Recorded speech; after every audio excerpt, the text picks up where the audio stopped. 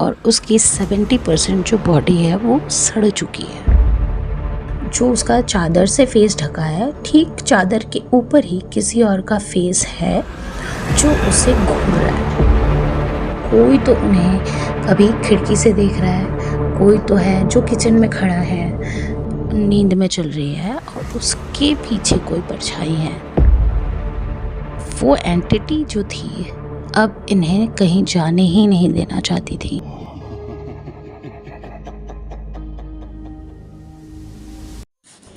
Hello everyone, welcome back to my channel. Video के starting में आपसे मैं ये कहना चाहती हूँ कि अगर आपके साथ भी कोई पैरानॉर्मल इंसिडेंट हुआ है या आपके दोस्तों या आपके घर में किसी के साथ हुआ है, तो आप वो स्टोरी मुझसे शेयर करना चाहते हैं तो आप कर सकते हैं। इसमें आपको करना ये है कि आपको स्क्रीन पे एक नंबर दिखाई दे रहा होगा जिसमें आपको व्हाट्सएप करना है। आपको वो पूरी स्टोरी जो है वो रिकॉर्ड करके मुझे व्हाट्सएप करना है और इधर से मेरी टीम उसे देखकर एक बार रिव्यू करेगी। देन आपका और मेरा एक कॉल सेशन बुक कर दिया जाएगा जिसमें आप ऑन कॉल मुझसे बात करके वो स्टोरी लोगों के साथ शेयर कर सकते हैं। तो चलिए दोस्तों, आज की स्टोरी में आगे बढ़ते हैं। ये कहानी है हैदराबाद की। 2019 के नवंबर महीने में 7 लड़कियों का ग्रुप एक 3 BHK फ्लैट में शिफ्ट होता है। ये फ्लैट पहले से ही हॉन्टेड होता है जिसका पता इन लड़कियों को नहीं होता। इनमें से कुछ लड़कियां रात को काम करती हैं और कुछ का दिन में। एक लड़की जिसका नाम सोनल था, वो शाम को उस फ्लैट में अकेली होती है और कान में ब्लूटूथ लगाकर गाना सुन रही होती है। अब गाना सुनते सुनते सोनल जो है वो धीरे धीरे गुनगुना भी रही होती है। तो अचानक ही क्या होता है ना कि उसका जो ब्लूटूथ था उसका साउंड जो है वो कम हो जाता है और जो वो गाना गुनगुना रही होती है वो उसे ऐसा लगता है कि लिविंग एरिया से वही सेम गाना कोई गुनगुना रहा है। उसने अपने कान से इमीडिएटली दोनों के दोनों हेडफोन खोले और वो दूसरा कोई और एक गाना गुनगुनाने लग गई, ये कंफर्म करने के लिए कि अभी जो उसने सुना वो उसके मन का वहम था या वो रियल में वो सब कुछ सुन रही है। उसने जब दूसरा गाना गुनगुनाया, दूसरी एक धुन गुनगुनाई, तो सेम वही धुन उसे लिविंग एरिया से सुनाई दी जो उसने दूसरी बार गाया था। सोनल इतना ज़्यादा डर जाती है, वो सीधा अपने कमरे में जाती है, उसे लॉक करती है और अपने आप को चादर से ढक लेती है। अब इतने में रात हो चुकी थी और बाकी की कुछ लड़कियों के आने का टाइम हो चुका था। उसने डरते डरते अपने बाकी के दोस्तों को फ़ोन किया। उनमें से एक लड़की कहती है कि वो बिल्डिंग के नीचे ही आ गई है और वो बस ऊपर आने ही वाली है। अब जब वो लड़की लिफ्ट के अंदर आती है जिसका नाम नीलिमा होता है, वो जैसे ही 3rd फ्लोर को क्रॉस कर रही होती है उसी समय पावर कट हो जाती है। लिफ्ट रुक जाती है और वो लड़की डर जाती है। उस लड़की ने भी सुना कि कोई दूर से गुनगुना रहा है और सेम टाइम लिफ्ट के अंदर किसी और की भी प्रेजेंस महसूस हो रही है। उसे भी काफ़ी डर लगता है। वो जैसे तैसे अपना लिफ्ट का जो गेट है वो खोलने की कोशिश कर रही होती है, लेकिन वो ऑब्वियसली खुल नहीं रहा होता है। इन सब के 3-4 सेकंड बाद ही पावर फिर से आ जाती है, लिफ्ट फिर से चलने लगती और वो लड़की अपने फ्लोर पर पहुंच जाती है। जब वो घर के अंदर जाती है तो वो देखती है कि सोनल ने अपने कमरे का दरवाज़ा बंद कर रखा है, जिसे वो नॉक करके उसको आवाज़ लगाती है तो सोनल अपना दरवाज़ा खोलती है। अब सोनल के साथ जो भी हुआ होता है घर में, वो घबराते घबराते नीलिमा को सब कुछ बता देती है। नीलिमा भी डर जाती है और वो उसके साथ जो होता है वो सोनल को बता देती है। अब ये दोनों लड़कियां जो हैं वो काफ़ी ज़्यादा डर गई होती हैं क्योंकि इन्हें पूरी तरीके से एक महसूस होता है कि कुछ तो नेगेटिव चीज़ इनके साथ हुई है और ये ज़्यादा नहीं सोच रही, ये बिल्कुल सही सोच रही हैं कि कुछ तो नेगेटिव चीज़ें इस घर में और इस घर के बाहर है। अब ये दोनों लड़कियां जो होती हैं वो उस रात एक साथ उसी कमरे में सोती हैं और इनकी सारी जो दोस्त थी वो काम से बाहर होती हैं। अब जब बाकी लड़कियां फ्लैट पे वापस आती हैं तो उन्होंने देखा सबके पास उस घर की एक्स्ट्रा कीज़ थी। तो जब लड़कियां घर में घुस रही थी फ्लैट में, तो उन्होंने देखा कि लिविंग एरिया में पूरे फ्लोर पे आलता के पैर के निशान बने हुए हैं। तो उन लोगों ने इन दोनों को बुलाया और पूछा कि ये सारे निशान क्यों तुम लोगों ने बनाए हुए हैं। उन्हें तो लगता है कि ये जो आलता वाले पैर के निशान है वो इन दोनों के ही हैं। तो इन्होंने अपने पैर दिखाते हुए कहा कि ये हमारे निशान नहीं है और हम ये सब लगाते भी नहीं है और हम ये क्यों करेंगे। इनफैक्ट हमें तुम लोग को कुछ बात बतानी है। इतना बोल के सोनल और नीलिमा ने इन सारी लड़कियों को ये सारी बातें बता दी जो उनके साथ कल हुई थी। पर किसी लड़की ने भी इनका विश्वास नहीं किया। तो सोनल ने कहा कि तुम लोग रुक जाओ, मैं वो गाना फिर से गुनगुनाती हूँ, तुम लोग देखना सेम आवाज़ कहीं और से ज़रूर आएगी। इतना बोल के सोनल ने एक कमरे में सारी लड़कियों को बुला लिया और वो गाना गुनगुनाने लग गई। लेकिन दूसरी तरफ से किसी के गुनगुनाने की आवाज़ नहीं आई। तो किसी भी लड़की ने इन लोग का विश्वास नहीं किया और बोला कि तुम लोग छुटमुट का ड्रामा कर रही हो और हमें डराने की कोशिश कर रही हो। ठीक 10 मिनट बाद इन सारी लड़कियों ने सुना कि उसी गाने की गुनगुनाहट कहीं दूर से आ रही है। तब ये सारी लड़कियां थोड़ी सी डरती हैं, लेकिन फिर भी इन्हें लगता है कि इस बारे में ज़्यादा सोचना और बात करना सही नहीं होगा। अब ये सोचकर इस बात को वो लोग इग्नोर करना स्टार्ट कर देती हैं। अब ये सातों लड़कियां एक अनजाने शहर में अकेली रह रही होती हैं और इनमें से कई लड़कियों के बॉयफ्रेंड भी थे। सोनल जो होती है वो अपने बॉयफ्रेंड से बात करने के लिए टेरेस पे जाती है और तकरीबन 2-2.5 घंटे तक वो नीचे नहीं आती। तो बाकी लड़कियों को लगता है कि काफ़ी ज़्यादा देर हो गई है, ये सोनल जो है वो छत पे गई है और वहाँ से अभी तक आई नहीं है, तो इन्हें एक बार जाकर चेक करना चाहिए।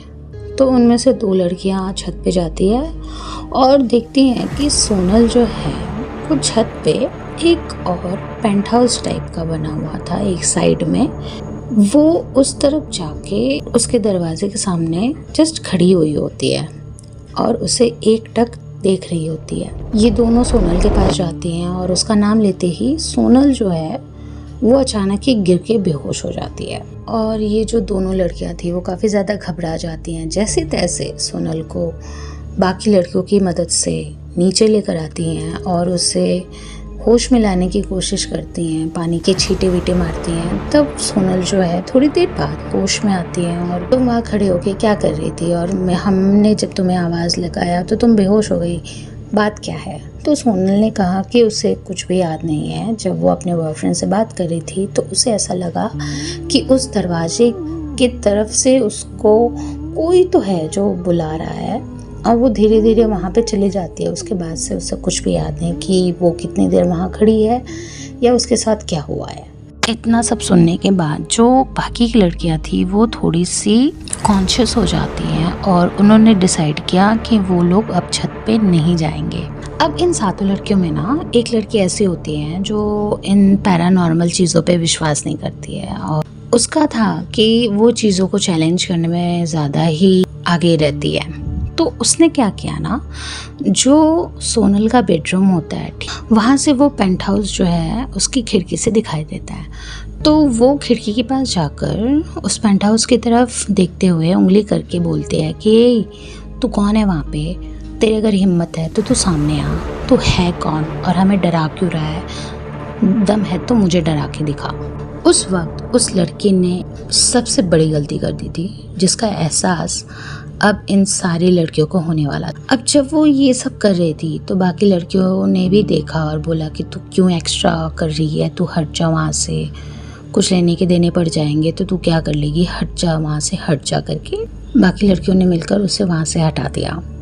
अब जिस लड़की ने उस एंटिटी को चैलेंज कर दिया था उसका नाम था रिया। अब रिया एक दिन उस फ्लैट में अकेली होती है और सो रही होती है। उसी वक्त उसे महसूस हुआ कि जो उसका रूम लॉक था वो किसी ने धीरे से खोला है और वापस बंद किया है और धीरे धीरे चल के उसके बेड पर आके वो बैठा है। अब इतने में रिया का जो फेस होता है ना, वो चादर से ढका हुआ होता है। इतना सब कुछ होता है तो रिया कॉन्शियस तो हो ही जाती है, क्योंकि वो नींद में नहीं सो रही होती है, अपने चादर के अंदर मुंह डाल के अपना फ़ोन ही स्क्रॉल कर रही होती है। तो उसे महसूस हो रहा है कि कोई है जो प्रॉपर उसके बेड पे बैठा है और उसके फेस के ऊपर, जो उसका चादर से फेस ढका है, ठीक चादर के ऊपर ही किसी और का फेस है जो उसे घूर रहा है। ऐसा कम से कम 3 मिनट हुआ। उसके बाद सेम कोई उसके बेड से उठता है, जो कि रिया को पूरी तरीके से महसूस हो रहा है कि उसके बेड से कोई उठा है, और वापस उस गेट को खोल के और जोर से गेट का दरवाज़ा धाम करके मार के बाहर चला गया। अब इतना होने के बाद रिया की हालत पूरी तरीके से ख़राब। उस वक्त रिया के पास और कोई भी नहीं था। उसकी हिम्मत ही नहीं थी कि वो चादर को अपने फेस से हटा भी सके। तकरीबन 2 घंटे तक वो वैसे ही रही, और इन 2 घंटों में रिया ने अपनी टिकट काट ली वापसी की। उसने फ़्लाइट की टिकट बुक की अपने घर के लिए। उसकी इतनी भी हिम्मत नहीं हुई कि वो उठ के बाहर जाके एक बार देख ले। वो वैसी की वैसे ही उसी पोजीशन पे 2 घंटे रही। 2 घंटे के बाद 2 लड़कियां फ्लैट में आती हैं, तो रिया सीधा उठती है और उन्हें बोलती है कि जल्दी से जल्दी, जितना जल्दी हो सके ये घर खाली कर दो, यहाँ कुछ तो बहुत बुरा है, मैं यहाँ से जा रही हूँ, अब मैं यहाँ तो कभी नहीं आने वाली। इतना बोलने के बाद रिया ने अपनी पैकिंग की और वो सीधा एयरपोर्ट के लिए चली गई। उसकी फ़्लाइट मॉर्निंग में थी, लेकिन फिर भी रिया को ऐसा लगा कि वहाँ कुछ घंटे रुकना भी बहुत मुश्किल है, इसलिए रिया ने सारी की सारी रात एयरपोर्ट पे ही बिताना सही समझा और वो वहाँ से हमेशा के लिए चली गई। अब फ्लैट में 6 लड़कियाँ बसती हैं और काफ़ी डरी हुई होती हैं बाकी की लड़कियाँ भी। अब ये सारी लड़कियाँ ना हॉल में सोती हैं और इन्हें हमेशा ऐसा लगता था कि कोई तो उन्हें कभी खिड़की से देख रहा है, कोई तो है जो किचन में खड़ा है, या कोई लिविंग एरिया में चल रहा है। ऐसी चीज़ें इन्हें बार बार महसूस होने लगी। तब इन 6 की 6 लड़कियों ने उस फ्लैट के ओनर को फ़ोन किया और उनसे बोला कि अंकल, आपके फ्लैट में कोई ना कोई प्रॉब्लम है, कुछ ना कुछ तो है जो आप हमसे छुपा रहे हैं। अगर ऐसी कोई बात है तो प्लीज़ अंकल हमें बता दीजिए। जो ओनर था ना, वो भी काफ़ी ज़्यादा बदमाश टाइप का था। वो सीधा इन लड़कियों को डांटता है और बोलता है कि तुम लोग मेरे फ्लैट को बदनाम कर रहे हो, तुम्हें अगर रहना है तो रहो, वरना चले जाओ। एडवांस का 1 भी रुपया मैं तुम लोगों को नहीं देने वाला। और साथ ही साथ ओनर उन लड़कियों को ये भी बताता है कि उनका जो बेटा है वो काफ़ी ज़्यादा बीमार है और वो काफ़ी ज़्यादा सफरिंग में है, तो ये लोग उसे बार बार फ़ोन करके परेशान ना करें। अब जब इन्होंने ऐसा सुना कि उनके बेटे की तबीयत बहुत ज़्यादा ख़राब है, तो इन्हें भी थोड़ा सा बुरा लगा और इन्होंने फ़ोन रख दिया और सोचा कि अब वो उन्हें फ़ोन करके परेशान नहीं करेंगे। लेकिन इनके साथ रोज़ रोज़ कुछ ना कुछ हुआ करता था। जैसे किसी दिन इनका पूरा का पूरा खाना ख़राब हो जाता था और साफ़ सफाई होने के बावजूद भी घर में कहीं ना कहीं से बहुत अजीबोगरीब तरीके के कीड़े निकलते थे। तो ये लोग काफ़ी ज़्यादा परेशान होते थे। कई बार उस बिल्डिंग के वॉचमैन को जाकर पकड़ते थे, बोलते थे कि इस घर में कोई प्रॉब्लम है तो प्लीज़ मुझे बता दो, प्लीज़ मुझे बता दो। वो वॉचमैन ना काफ़ी इग्नोर करके बोलता था, नहीं नहीं मुझे कुछ नहीं पता, लेकिन आपको कुछ जानना है तो इस फ्लैट के ऑनर से बात करिए, मुझसे मत पूछिए, मेरी नौकरी चली जाएगी।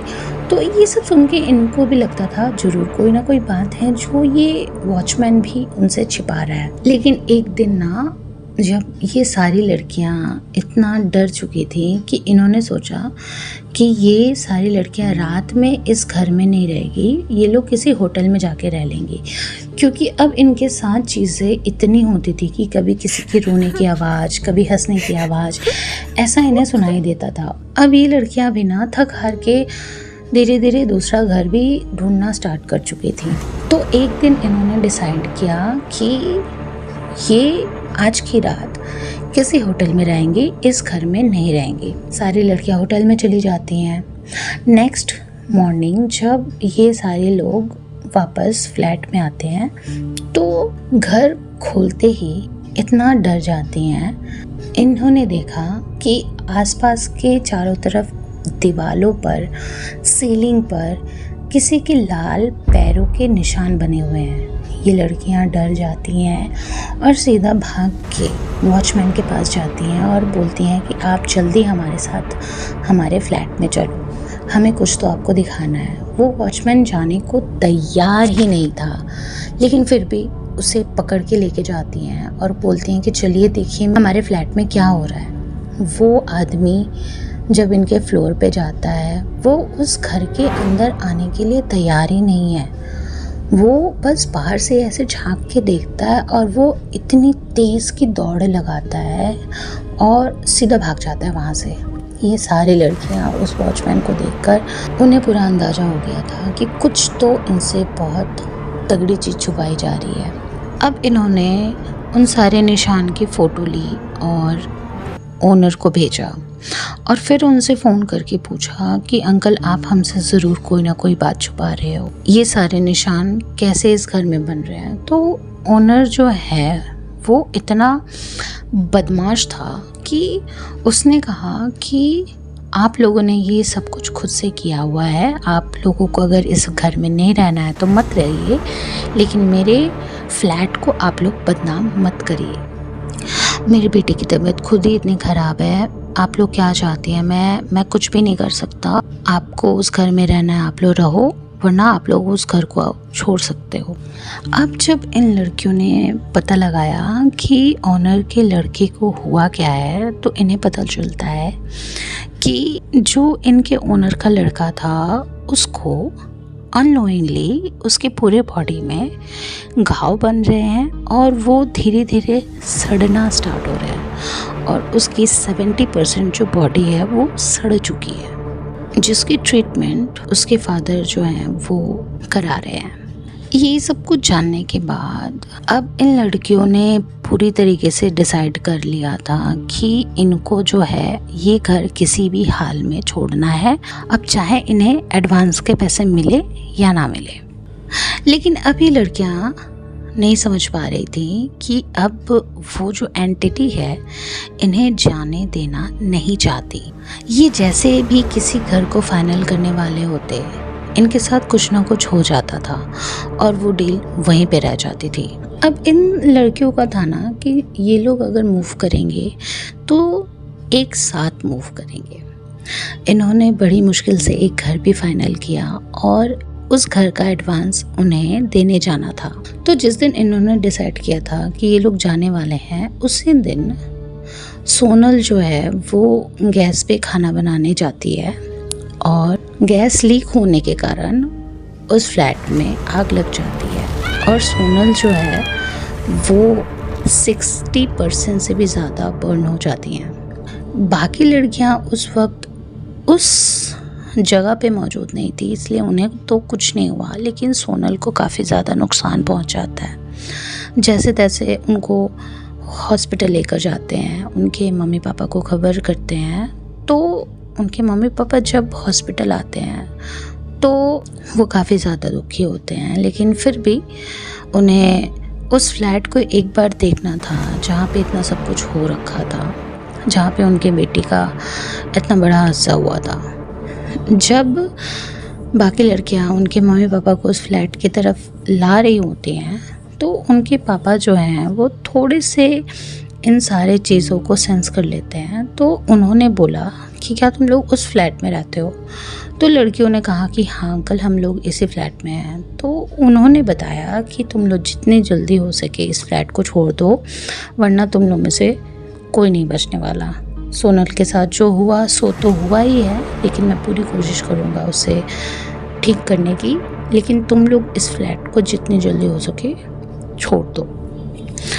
अब ये जो फायर वाला इंसिडेंट हुआ था ये सब के बाद जो उस बिल्डिंग का वॉचमैन था वो थोड़ा सॉफ्ट हो जाता है इन लड़कियों के प्रति। उसने इन लड़कियों को बताया कि उसका नाम कहीं नहीं आना चाहिए, लेकिन उस फ्लैट का जो ओनर था उसका बेटा उसके ठीक ऊपर जो पेंट हाउस है जो अभी बंद पड़ा हुआ है, उस पेंट हाउस में शादी के बाद वो और उसकी वाइफ रहा करती थी। शादी के 4 महीने ही हुए थे। ओनर का जो बेटा था वो उस लड़की को काफ़ी ज़्यादा मारने पीटने लग गया था दहेज के लिए। अब इसकी प्रेशर में उसने कहा कि नहीं पता कि उस लड़की ने खुद को आग लगाया या उसके पति ने उसको आग लगाया, लेकिन समहाउ आग लगने के कारण उसकी बीवी की मौत हो गई। अब उसका जो बाप था वो पावरफुल था, पैसे वाला था, तो उसने इसी बात को बताया कि एक्सीडेंटली आग लगने के कारण उसकी जो बहू है उसकी मौत हुई है। अब ये लड़कियां इतनी बुरी तरीके से उस फ्लैट में ट्रैप्ड हो गई थी कि उन्हें सच्चाई पता चलने के बावजूद भी वो अब इस घर को छोड़ ही नहीं पा रही थी। कोविड का समय आ चुका था, लॉकडाउन लग चुके थे, उन्हें सब कुछ पता था, लेकिन फिर भी उनकी फूटी किस्मत कि उन्हें उसी फ्लैट में रहना पड़ रहा था। बाय द वे, अब ये सारी लड़कियां, जो 5 लड़कियां बची हुई थी, ये एक ही कमरे में सो रही थी। एक दिन नीलिमा ने नोटिस किया रात को कि उनमें से एक लड़की जो है वो उठकर, उसने नोटिस किया कि उनमें से एक लड़की उठी है। उसने रूम का दरवाज़ा खोल के वो हॉल में, उसकी आंखें तो बंद है लेकिन वो हॉल में चल रही है। वो थोड़ा ठीक से बाहर लिविंग एरिया में गई और उसने देखा कि वो जो लड़की है वो तो चली रही है, उसकी आंखें बंद है, लेकिन उसके ठीक पीछे कोई और एक परछाई है जो उसके पीछे पीछे चल रही है। इतने में नीलिमा बहुत ज़्यादा डर जाती है। उसने बाकी लड़कियों को उठाया। तब तक जो ये लड़की हॉल में चल रही थी वो चलते चलते आके वो अपने कमरे में अपने उसी जगह पे सो जाती है। तो बाकी की जो लड़कियां थी ये सब उठ के उसे देख रही होती हैं कि कहीं से कुछ हो तो नहीं गया, कुछ ये क्या कर रही है। इस चक्कर में बाकी की जो 4 लड़कियां थी वो रात भर जग के उस लड़की को देखती रही। और जब सुबह हुई तो वो लड़की उठी और उसने बोला कि आप लोग मुझे ऐसे बैठ के सब मुझे क्यों देख रहे हो। तो इन लोगों ने बताया उसने रात को क्या किया है। तो उस लड़की को कुछ भी याद नहीं था। उसने कहा कि मुझे कुछ भी याद नहीं है, मैं तो यहाँ पे सो रही थी। अब अगले दिन क्या होता है, अब नेक्स्ट रात को क्या होता है कि जो लड़की इससे पिछले वाली रात को देख रही थी उसने देखा कि नीलिमा अब नींद में चल रही है और उसके पीछे कोई परछाई है। लेकिन इस बार नीलिमा जो है वो मेन गेट खोलकर बाहर कहीं जा रही है। उसने जल्दी जल्दी बाकी की 4 लड़कियों को उठाया और बोला कि देखो नीलिमा कहीं तो मेन गेट का दरवाज़ा खोल के गई है और ऐसे ऐसे मैंने उसे देखा। अब बाकी की सारी लड़कियां देखती हैं, वो लोग डर जाती हैं कि कहीं कुछ नीलिमा अपने साथ कर ना ले। अब इन लोगों ने नीलिमा को ढूंढना स्टार्ट किया तो समहाउ ये सारी लड़कियां जो है ना वो छत की तरफ भागती हैं क्योंकि उन्हें लगा कि नीलिमा वहीं पे जाएगी। जब वो लोग छत पे जाते हैं तो नीलिमा को देखते हैं कि नीलिमा जो है ना वो छत के एज पे खड़ी है और वो बस कूदने ही वाली है।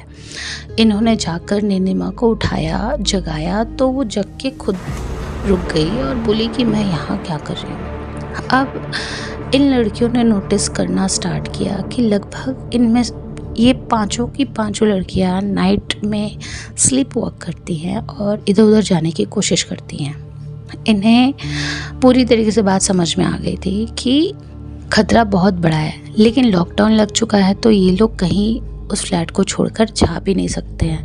कह सकते हैं कि वो एंटिटी जो थी अब इन्हें कहीं जाने ही नहीं देना चाहती थी। इन 5 लड़कियों ने डिसाइड किया कि ये जब सोया करेंगी रात को तब मेन गेट में ताला लगा दिया करेंगी और उस चाबी को जो है अलमारी में रख के अलमारी को भी ताला लगाकर कहीं और चाबी रख के सोया करेंगी। ये लोग ऐसा ही करने लगी और जैसे तैसे लॉकडाउन का पूरा टाइम पार हुआ। अब इन 5 लड़कियों ने, जिन्होंने डिसाइड किया था कि ये लोग जहाँ भी मूव करेंगे साथ में मूव करेंगे, जो कि हो नहीं पा रहा था, वो अब अलग अलग जगह पर पीजी में जाकर शिफ्ट हो गई। और उनके साथ आज भी नाइट में वॉक करने की ये आदत एक श्राप बन के इनके पीछे लग चुकी है, जो कब इनका पीछा छोड़ेंगी इन्हें खुद भी नहीं पता। दोस्तों, आज की हमारी ये स्टोरी आपको कैसी लगी मुझे प्लीज़ बताइएगा। तब तक के लिए टेक केयर, बाय बाय।